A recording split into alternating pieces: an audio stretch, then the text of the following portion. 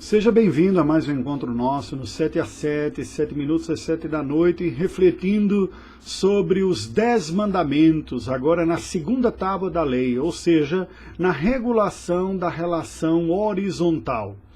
Nós vemos, esta semana, nós vamos refletir um pouco mais nos mandamentos da segunda tábua da lei. Precisamente hoje nós vamos ver o sexto mandamento. O breve catecismo de Westminster, na pergunta número 67, nos apresenta, nos introduz a interrogativa sobre este mandamento. Qual é o sexto mandamento? O sexto mandamento é: não matarás. Assim está transcrito ou traduzido em nosso idioma português, o versículo de número 13 do capítulo 20 do Êxodo, da lei entregue pelo Senhor a Moisés lá no Monte Sinai. Porém, esta tradução carrega consigo uma potencial confusão. Porque o texto bíblico, a língua hebraica que é usada aqui, o verbo usado, não tem a conotação de qualquer tipo de morte. Ele seria melhor traduzido de uma maneira mais literal e pega precisamente o conceito bíblico como uma tradução de não assassinarás. Qual a diferença?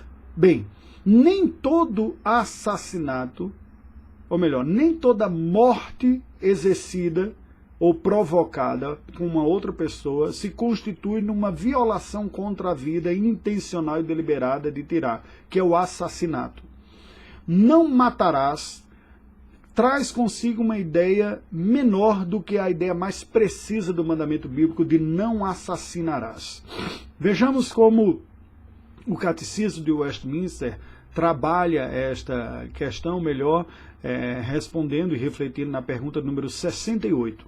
Que exige o sexto mandamento? A resposta: o sexto mandamento exige todos os esforços lícitos para preservar a nossa própria vida e a dos nossos semelhantes. Bem, é preciso que nós de antemão olhemos para este mandamento fazendo essa distinção. Pela compreensão bíblica e do Novo Testamento como um todo, os mandamentos bíblicos dizem respeito não apenas às comissões, aquilo que são efetivamente atos feitos, não é? O ordenamento quanto a atos, mas a intencionalidades. O Senhor Jesus falou que a lei diz: não matarás, eu porém vos digo, se alguém odiar o próximo em seu coração, ele cometeu o assassinato, porque é o desprezo pela vida do outro. Onde tudo começa, que é no coração. Palavras, também pecamos por palavras. Podemos arruinar a vida de uma pessoa, não estamos falando aqui da reputação precisamente, mas de todo um processo que desencadeará no extermínio da vida. Algumas pessoas chegarem ao ponto de serem até mesmo condenadas, por uma palavra falsa. Assim como as omissões, aquele que sabe o que fazer e não faz, nisso está pecando. Mas mais precisamente, vamos refletir um pouco melhor sobre isto. O texto bíblico seria, como falei anteriormente, melhor traduzido como não assassinarás. A palavra de Deus reconhece o legítimo direito ou o direito à legítima defesa. Alguém ser omisso na sua responsabilidade de defender a sua própria vida e a vida de outros que estão fragilizados nas relações humanas é um pecado de conivência e omissão. Portanto, ir contra o transgressor que potencialmente está para executar uma vida, para tirar a vida, não é considerada transgressão deste mandamento. Assim como a morte acidental também não é. A lei de Deus previa penas distintas.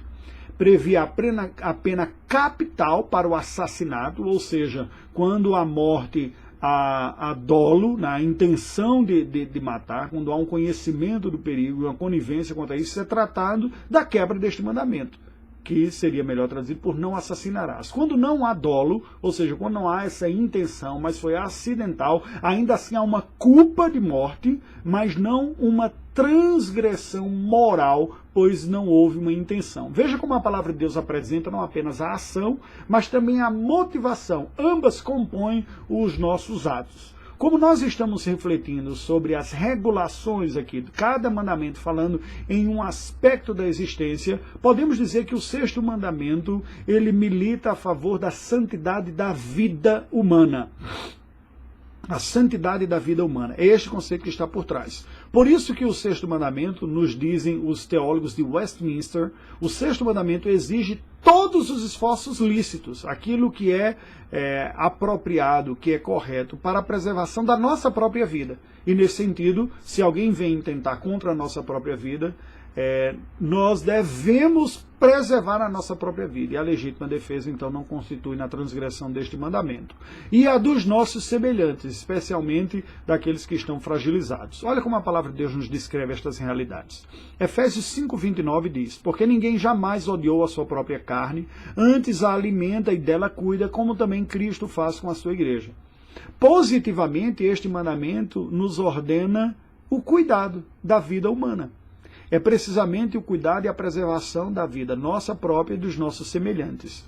Mateus 10:23 diz: quando, porém, vos perseguirem numa cidade, fugi para outra, porque em verdade vos digo que não acabareis de percorrer as cidades de Israel até que venha o Filho do Homem.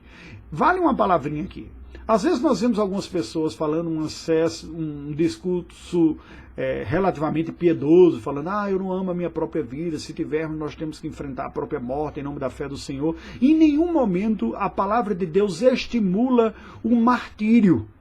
Houve na tradição cristã quem almejasse até se voluntariar-se para o martírio, mas pelas palavras de Cristo, se você puder preservar a sua vida, preserve.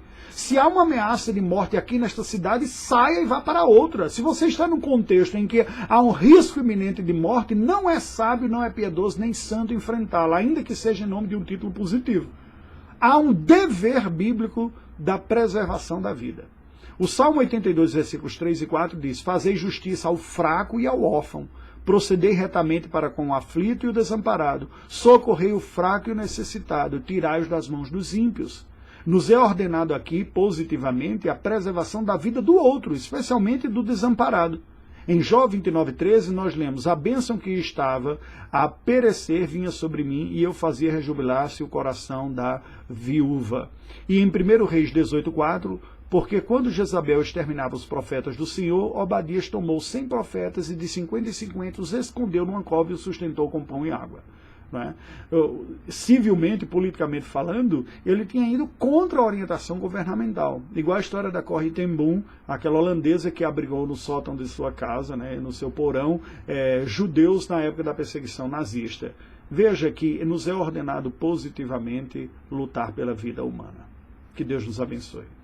Deus bendito, nós te rendemos graças pela tua santa palavra e pedimos, Senhor, determinação e diligência para lutarmos pela vida, não de maneira passiva, mas às vezes até ativa, saindo da nossa zona de conforto.